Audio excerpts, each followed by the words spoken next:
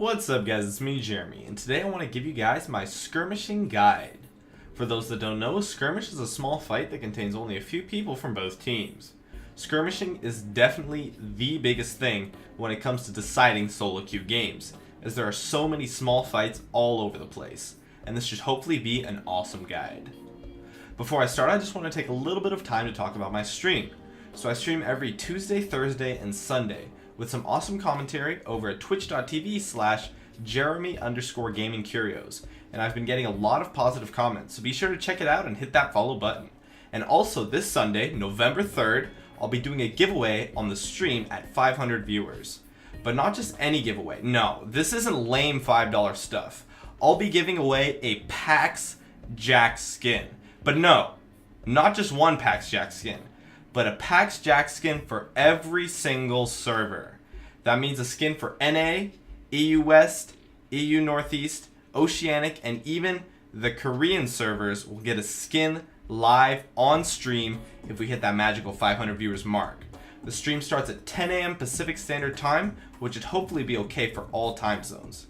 And one last thing before I start, just a major shout out to my man Oliver from buylolskins.com, as he is the one that gave me these skins to give away for you guys. So definitely check out his site. He sells a variety of rare skins at some pretty sexy prices, often cheaper than eBay, and he's got an awesome sale on bundles going on at the moment. And be sure to use the code GamingCurios to get 10% off your entire purchase from his shop. Once again, that's buylolskins.com, and I'll see you guys on the stream. Anyways, this is a guide to skirmishing, so let's get started. Now skirmishes, unlike a full team fight, are much less reliant on the initiation. This is because a solid initiation will not really be able to completely decide the fight in a skirmish, since there'll only be 1 or 2 teammates to follow up on that initiation, rather than 4 in a normal fight.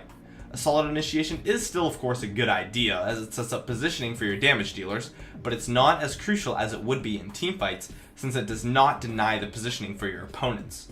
Instead, what skirmishes are all about is kiting and baiting. Kiting itself is probably the strongest mechanic in the entire game. Kiting properly allows you to deal almost your full damage without taking any damage in return. Hell, kiting is why the support role exists in the first place. Kiting opponents in skirmishes is absolutely key, and is often the deciding factor in these fights. Be sure to use crowd control and range to their fullest potential, and kiting into things such as bushes to deny vision works really well too.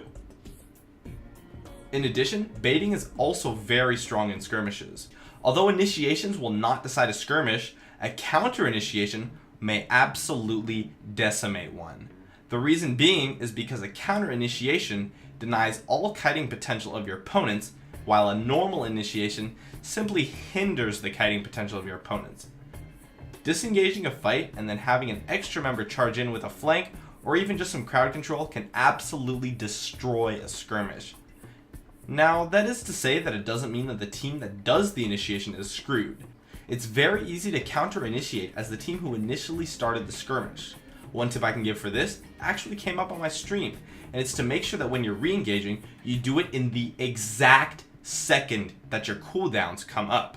And this works extremely well because a strong majority of players will slightly underestimate your cooldowns since they believe themselves to be stronger than you, so you can take a huge advantage of that. And this tactic will often catch opponents by surprise, and you'll find that they simply just aren't timing your cooldowns properly, and reinitiating exactly when your cooldowns come up is a very solid tactic and works very often.